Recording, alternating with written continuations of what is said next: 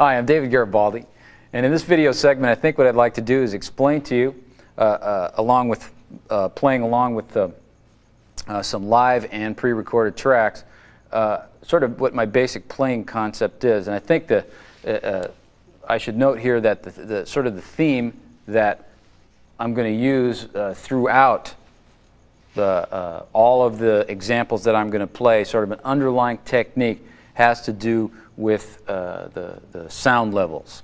And what I mean by that, and probably you've read some of my articles in Modern Drummer magazine, maybe some of you have attended my clinics or whatever, but to me the three most basic component parts of the drum set are your hi-hat, snare drum, and bass drum, especially in a contemporary music setting.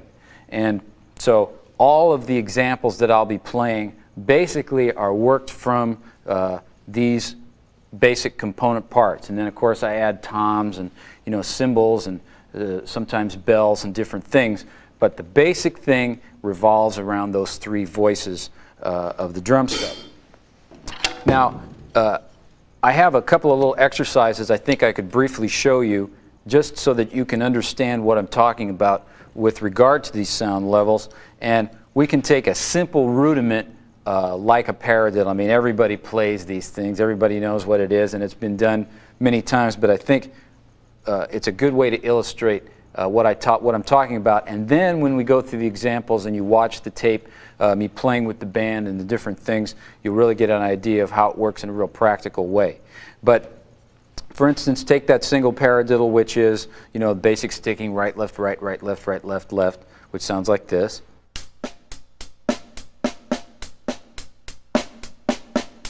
And we're going to apply to that accents and unaccented notes. So if I'm just right now, I'm going to accent all the quarter notes. We're playing 16th notes, and it'll sound like this: 2, 3, 4.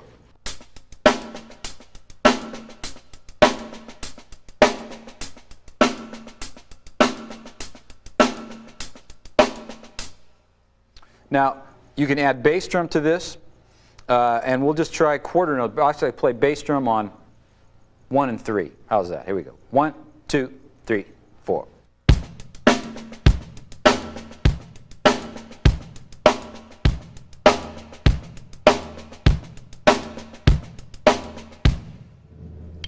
Now the effect that I'm trying to get by having all of these unaccented notes in the pattern is to create another tonality in the hi-hat snare drum combination. Create another tonality in here that sounds like another pitch of a hi-hat. And this is not a technique I've invented. I mean, every drummer who plays modern music uses this technique. So this is something that's really widely used. I use an accented note, which I play from 8 to 10 to 12 inches. That's just like a ballpark sort of a height, so that you get the nice height on your accented notes. And then the unaccented note, which is I think the critical part of this, is no more than a half an inch from the playing surface. So your snare unaccented notes are going to sound like this.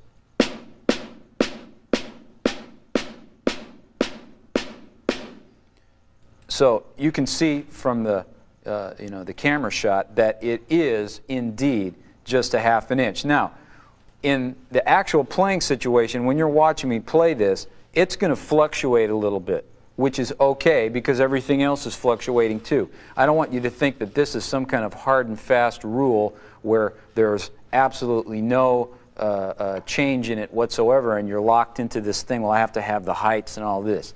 I'm just giving you basic sort of principles, and also you can get all this information out of my book too, and there's other sources where you can get this type of information, but some basic guidelines to help you so that you can get a really, really good sound when you play. In a real playing situation, everything changes all the time because whatever the needs are as you're reacting to the music, whatever the needs are of that situation, that's what's going to affect the way that you hit the snare. But if you can develop a consistent approach technically to what you're doing so that you have like a starting point, some place that sort of grounds what you do, then I think that you'll be a lot better off. You'll be a lot happier in the long run. I'm not going to do a whole bunch of paradiddle permutations and all that. I just want you to see what those two heights look like, and then when we get into the actual playing, then that's the real practical application of this technique. But really it's just accented notes, unaccented notes, blending the sound of the snare drum on the unaccented notes so that it sounds like another hi-hat tonality. To do that, you have to release the pressure in your hands and play with, learn how to release the tension. There's always tension when you make a stroke, and then there's always the release of the tension to play softer notes and other, dynamic sort of contrasts.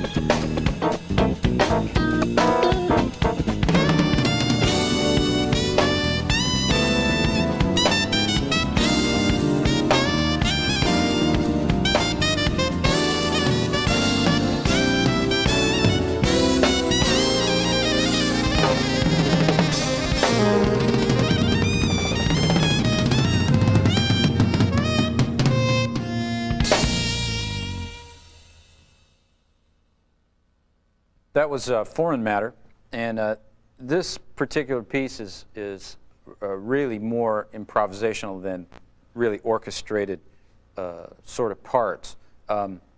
The parts that are sort of the ones that that I play all the time in the piece are the main groove where the melody is, and then I play the bridge pretty much the same way. But all the middle section and all the things that go on between the front and the end of the song, it's all just blowing pretty much and changes, a lot. The beginning of the solo section starts with kind of, I don't know, sort of a funk, kind of hip-hop sort of a groove, but it could be anything. So, I don't think I need to really explain too much about that.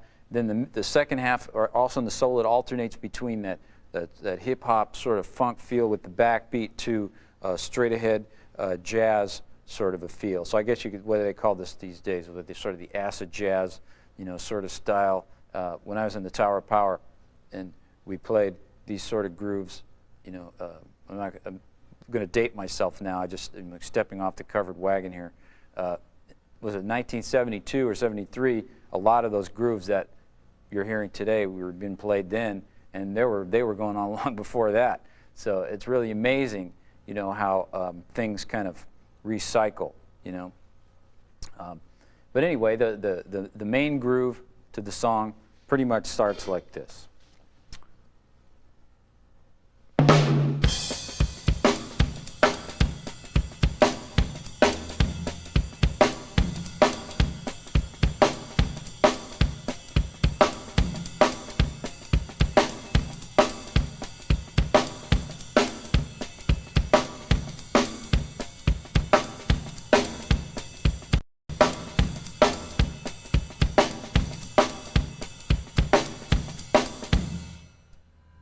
So you use the ride pattern, straight ahead kind of jazz ride, or you can mix it up if you have good coordination and you can, get a lot of different things happening with your ride cymbal. That works too, so that it stays kind of in the loose jazz, sort of approach.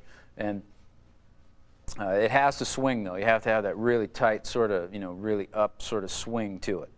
The bridge, again, stays on the ride cymbal, and you pretty much just play the figures, that are there to play, and so that sort of sounds like this: 1, 2, 3.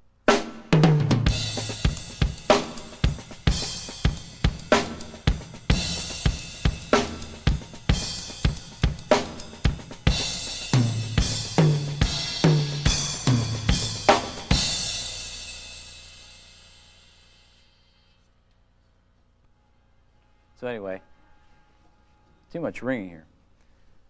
That's basically the only parts of the tune that are sort of orchestrated, and the rest is very open. It starts with sort of a free solo, no time, kind of, I don't even know how to describe where it comes from, kind of, I guess, in the Elvin Jones-ish sort of mold, and that's really all there is to it.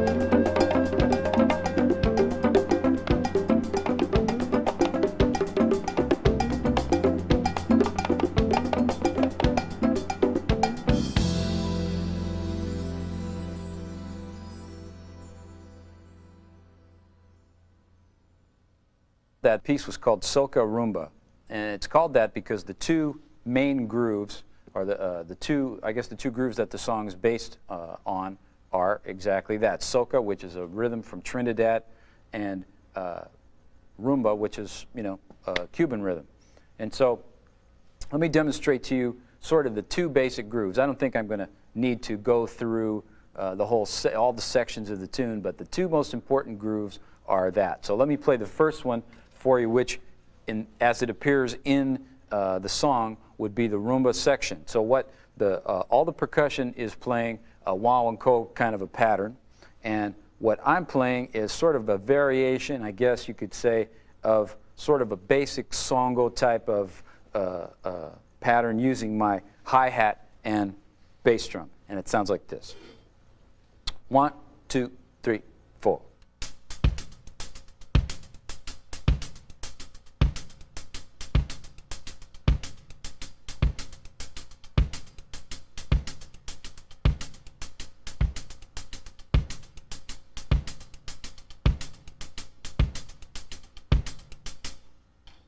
Now, the idea for this piece is sort of, as you'll hear in the music, is that it starts sort of at a slow, well, not slow, but sort of a softer level, kind of mysterious, I guess you could say. So the idea of all the parts being sort of not really bombastic, but having a lot of more of subtleties in them. That's sort of the thing that I was thinking, with the percussion sort of bubbling under everything, so that hi-hat part and bass drum part, you don't want to play that too loud. You don't want to get too carried away with that. There are a number of other things probably that you could do, something that you could probably, you know, invent for yourself that would work. A lot of different patterns, a lot of different ideas work in all of these tunes. In any musical situation, I think you want to try to develop, you know, as many options as you can, so that, you know, there's more, how could you say, I don't know, more things that you can express in the music. That's probably not a good way to say it, but if it comes up again, maybe I'll have some better words in a minute.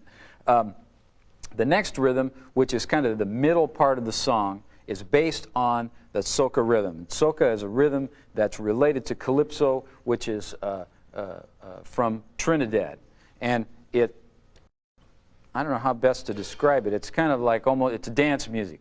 So we use 4 on the floor, you know, everybody knows what that is, quarter note bass drum, you know, playing just quarter notes underneath, the hi-hat playing sort of almost like a disco type of rhythm. And you might think, well, it's kind of corny, but really, in the musical context, it really, really works well. And if you listen to any sort of Caribbean music where, you know, any kind of steel pan music where they play a lot of this kind of thing, calypso or soca, a lot of the drummers play that way. And it really makes a real nice motion to everything, okay? So again, and then the snare also sort of, I guess you could say, is playing the basic calypso rhythm is played on the snare. Of course, in this music too, there's a lot of percussion, so you have like bells and other things going on. And so this is the part that is kind of has the basic soca rhythm in it. So here's what that sounds like. 1, 2, 3, 4.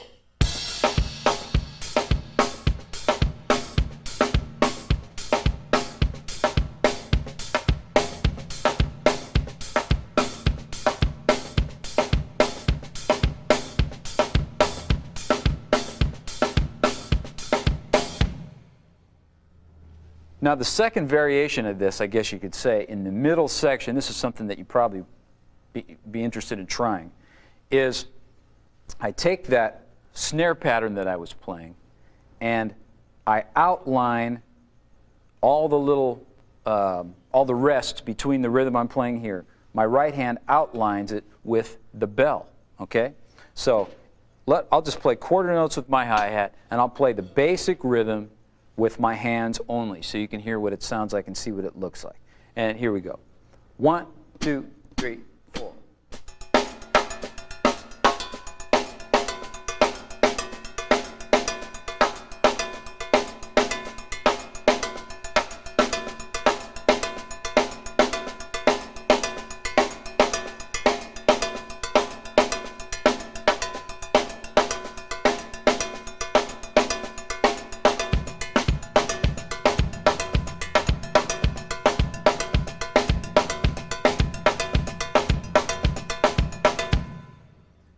that part, unison quarter notes with the feet helps it drive it real nice, and it also adds, another sort of almost a shaker-like tonality to the basic quarter note that's going on. You can use the closed hi-hat if you want instead of the bell. I think I do that on a section of the flute solo in the song. You can use that hi-hat. You can use other bell sounds. You can use the bells of, the bells of cymbals. You can use the side of your floor tom. You can use the rim of your snare or the rim of any of the other drums. But don't be limited to just kind of the conventional sounds of hi-hat, snare drum, bass drum here. You can experiment. It's a great pattern and real easy to play. And I think that if you just sit and work with it, it can be very easy for you to learn to do. Okay? So that's pretty much what that one's all about. Throughout the years, a lot of people have asked me about the Tower of Power. And it was a really great part of my life musically, because I really learned an incredible amount of things there. Basically, what I know today, I learned in the Tower of Power on stage, because it was an opportunity where I had the opportunity, or the chance to experiment and really try a lot of things in a really great situation. So all the things that I was hearing, I really tried to put to use. A lot of the grooves that I played with the band, I get asked about all the time. I haven't really played with the band at all since 1980 was the last time I was involved with them. So that's been, this is 1993, so 13 years ago. And it's flattering that people still, want to hear those things and remember those things. Unfortunately, there'll probably never be a chance to hear me perform with the band. So again, I thought what would be a great thing is if I was to play some of those things for you, you could see how it looked when I played some of those grooves, and maybe a few that you hadn't heard before, some of the more obscure ones, or a couple of them anyway, so that you have an idea of what at least they were about. The first one I'm going to play for you is from a song that was on the Back to Oakland record, which we recorded, I think, in 1973. 1973, right, in Seattle, Washington. That's when we did that. And this is called Man from the Past, a tune that was written by Lenny Williams, the singer. And I don't know how to get into this thing. I'll just try it and see what happens. It's a two-measure pattern that has kind of a strange turnaround at the end. And you'll figure it out here. I'll count it in, and then you'll see how it develops here. Here we go. I'll try to start it slow and then speed up the tempo a little bit. 1, 2, 1, 2, 3, 4.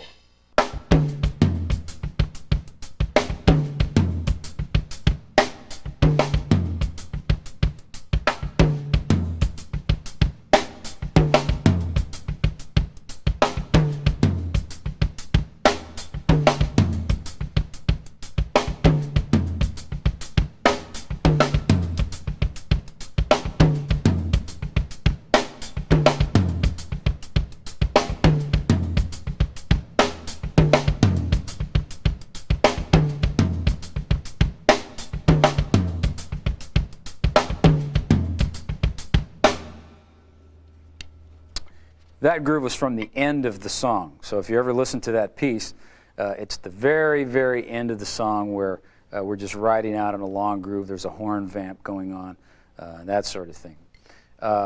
Another groove that everyone seems to ask about all the time, of course this is one that's been sampled a lot,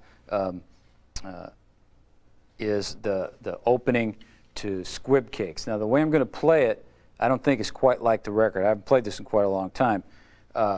And also, when I did play it, it sort of changed a lot. As we played it so many times that the sort of the basic structure of it was the same, but how I played it changed quite a bit.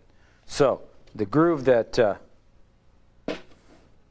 I played sort of went like this. And I'll play the 4-bar solo in the beginning, which is the one that sort of was a setup to the song. Okay, here we go. 1, 2, 1, 2, 3.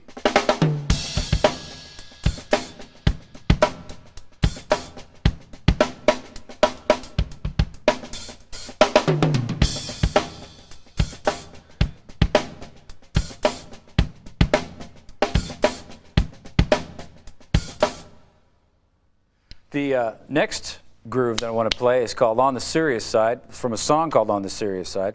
And it was on a Tower Power album called In the Slot that we recorded in 1975. And it goes like this. I go 1, 2, 1, 2, 3.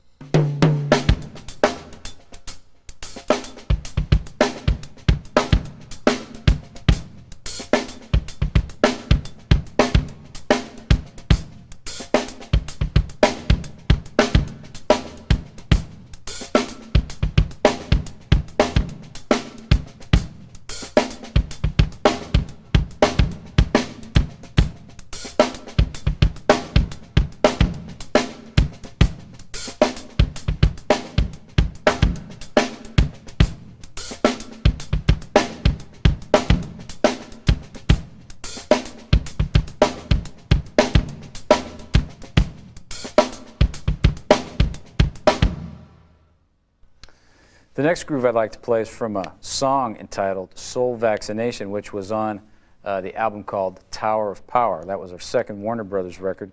I think we did that one in 1972. And so here's what that groove sounds like. 1, 2, 1, 2, 3.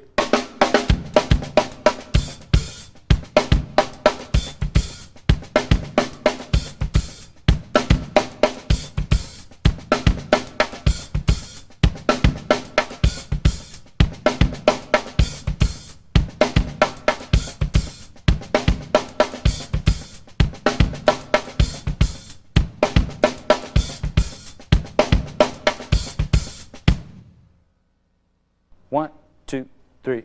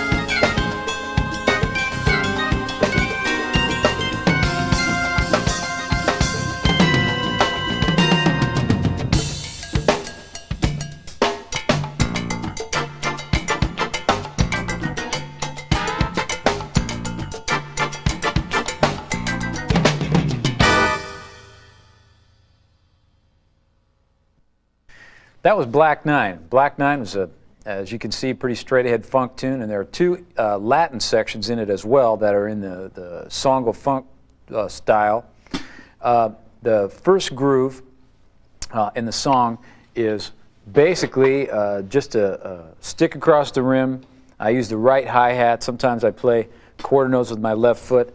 And then the bass drum is playing basically the backbeat of the pattern on 2 and 4 and. So here's what the pattern sounds like. I'll play it without the left foot so you can get a good idea of what the left hand and hi-hat are doing over here.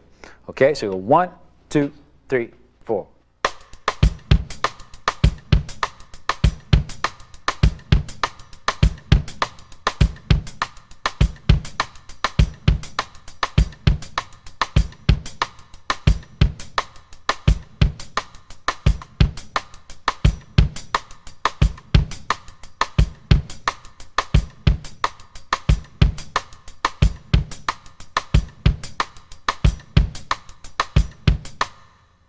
Front part of the tune basically has that groove all the way through. Then after the percussion break, there's a section where it's just where it's bata drums and drum set groove, sort of exposed kind of percussion drum set type of a solo. And basically what the pattern is it's I guess a variation of a basic songo type of beat. And so what I've done is instead of playing all the quarter notes on the hi-hat, I'm sort of alternating with the right hand is playing the rim of the snare, the bell, and the small tom. Then the left hand is playing the hi-hat part and the snare. And it sounds like this. 1, 2, 3, 4.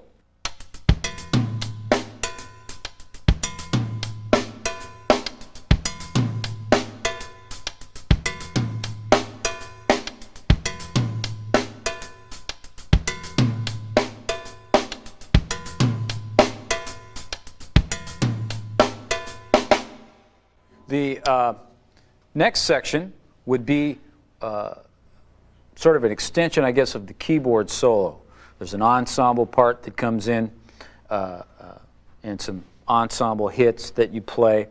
But the basic groove is still the same one that goes on through that whole entire section.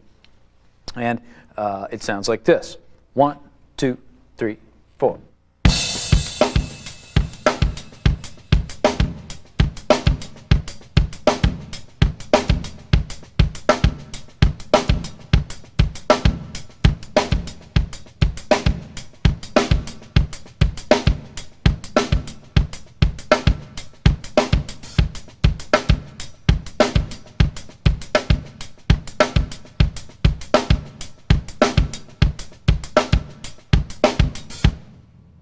Now during the solo, there's a few other variations of that go on, but basically it's that.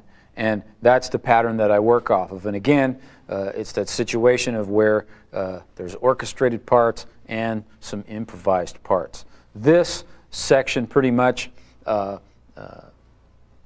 want it to be able to move around a bit because the bass line is pretty much a steady kind of a thing that goes throughout the entire section. So pretty much all the variation in that section comes, as the solo develops. Now, the final part of the tune was just it was an afterthought. As we were putting the tune together, we come up with this interesting little groove, and so we sort of tacked it on the end. I don't know if it even really fits with the rest of the tune, but it's a great little funk, sort of Latin funk section. And again, I like to, the idea of songo funk. I like that idea as opposed to just saying, straight up songo all the time. To me, songo and funk are very, very close in terms of the way that a lot of the parts are put together and that sort of thing. Just the basic drum set approach. When I was in the Tower of Power, a lot of the patterns and things that I used to play, I purposely would try to stay away from playing 2 and 4 on the snare or very predictable sort of patterns. And to me, the songo style is very unpredictable in that way. It's there's Of course, there's no 2 and 4 snare in it, so you don't have to really worry about that. But certainly the variety that's available in that style is really incredible. And I think an interesting thing to note, too, is that songo is not a drum beat. It's a style of music. It's a style of playing that comprises many elements. And as long as you keep that in perspective, then the style will work well for you. Funk and song will work well together. In this particular section, I use a cowbell over here above my hi-hat, and I play the cowbell with my left hand. My right hand goes back and forth between the hi-hat and the snare, and it sounds like this. 1, 2, 1, 2, 3.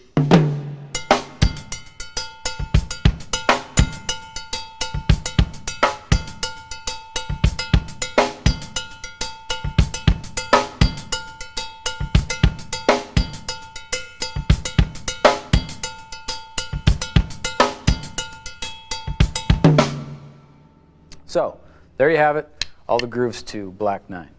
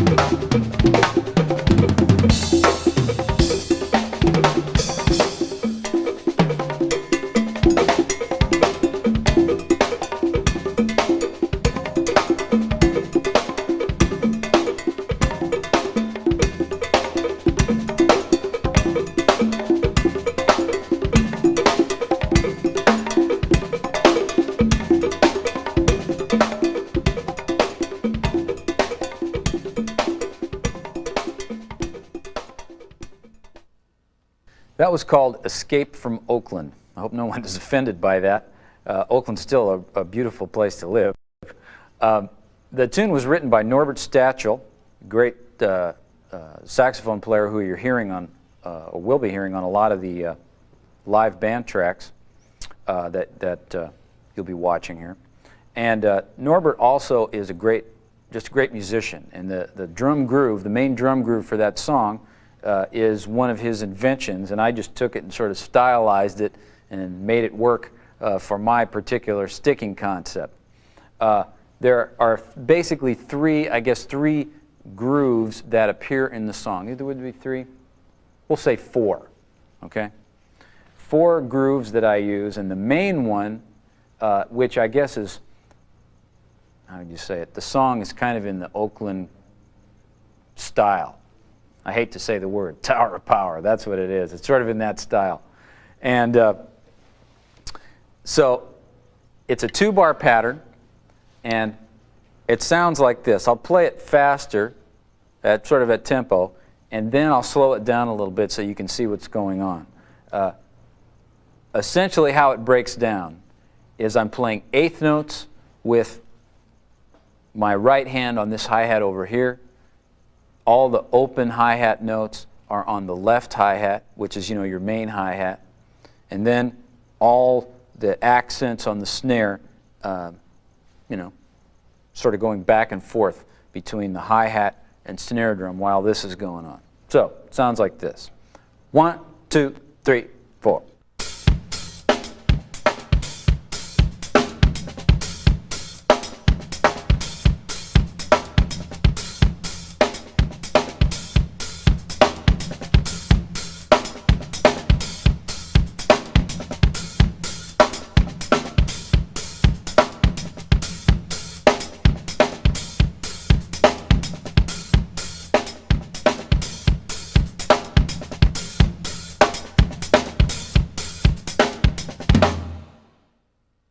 Now, in that example, you'll notice that the level of my snare, I was using the 2 levels. You can see it in there really well. And it fluctuated. It's not always going to be just a ½ an inch, but it's always going to be pretty close to that. But I think that when you practice that technique, you should practice it at disciplining yourself to play the certain height, just so that you get in the habit of keeping your left hand down on all those unaccented notes. And when I had everything going on, all those little unaccented notes act like sort of glue that sort of holds everything together on the inside. If I didn't have all that stuff, there'd be a lot of holes in the pattern. This particular pattern, I think I'll just play it slower because I don't even know how to break this thing down. I think I'd fall on my face if I was to try to break the component parts down to you other than tell you what they are, and you can see it, by watching the tape. All right, so let's try it again, and this time we'll try it really slow. I'll start with the hi-hat over here, and then I'll add these other parts. All right, here we go. 1, 2, 3, 4.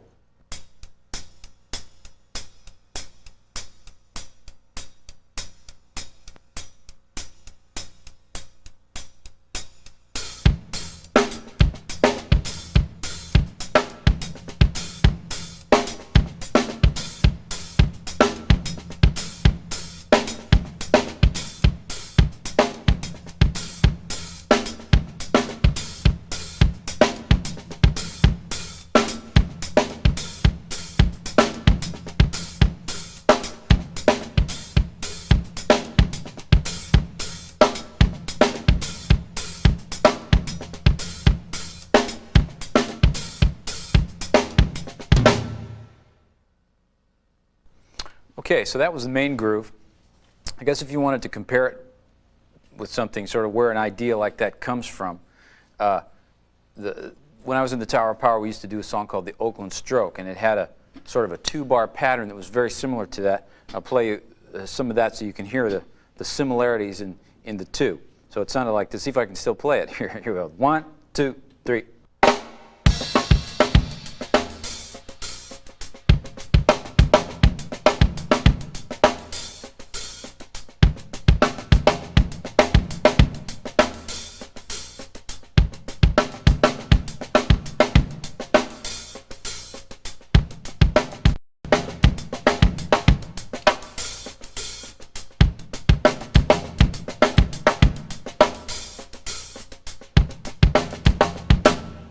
Now, if you want to hear it up to tempo, I go buy the record because I haven't played this in about 1,000,000 years. Also, Dennis Chambers has got a faster version if you ever can catch up with him on a videotape of his.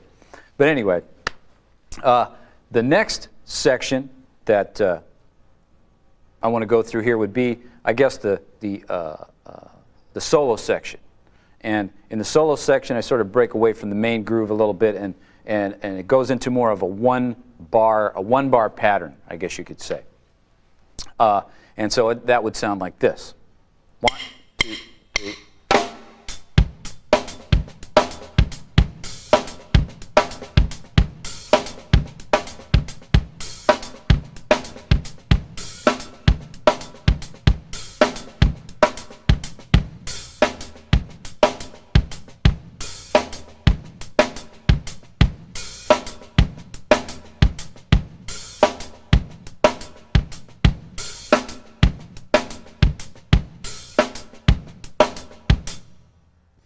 Okay, I slowed it down a bit so that you could sort of get an idea of what was going on. Again, that same technique of the accented, unaccented notes. The unaccented note is really critical to the sound of the whole thing, and it gives you all that texture in between all your accented notes and the nice blend between your hi-hat and snare drum.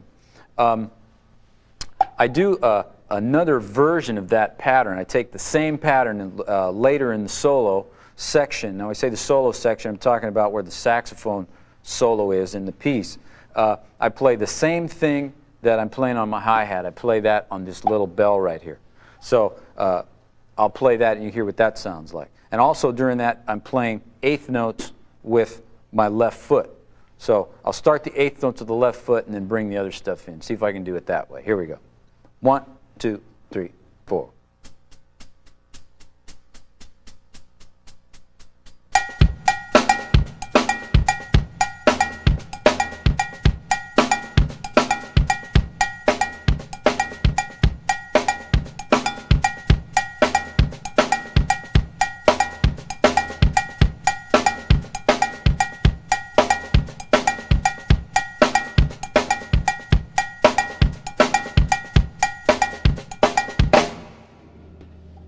Now there's another section too I forgot here, which is a bridge. And you know, I think that anything that you play in that bridge section that sort of follows the bass line or similar sort of figure would work. I think though that the main pattern, in something like, there's a number of things probably that I could have played. The main pattern I think you have to stay with because that sort of is a signature of the tune. And the bridge section, I tried a number of different things. Here's the thing that I came up with. Uses ride cymbal and crashes. Here we go. 1, 2, 3.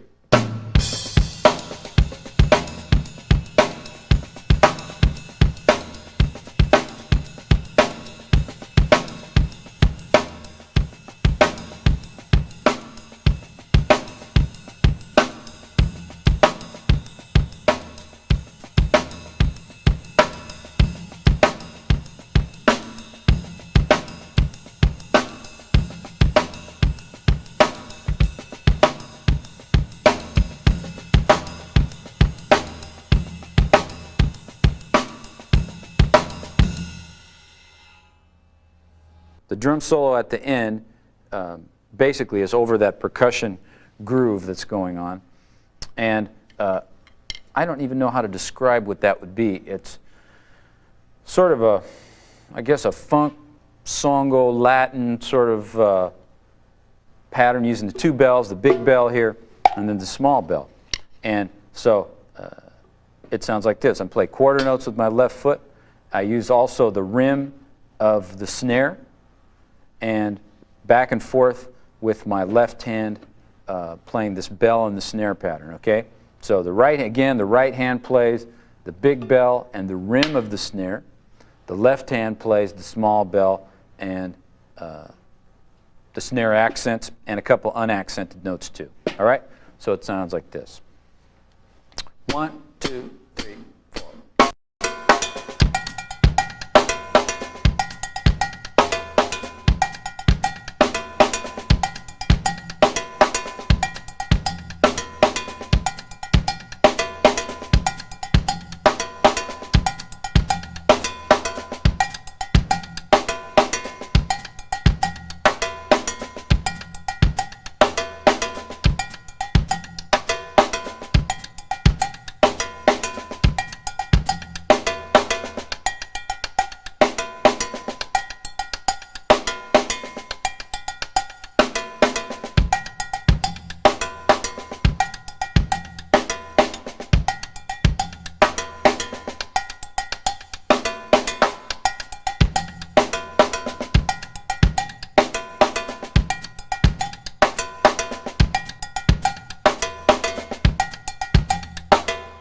So that's what it sounds like broken down. Kind of a difficult sort of sticking to explain, but again, you got a visual on what it looks like. Okay, so that pretty much takes care of everything in that piece. So in those days when I was first joined the Tower of Power,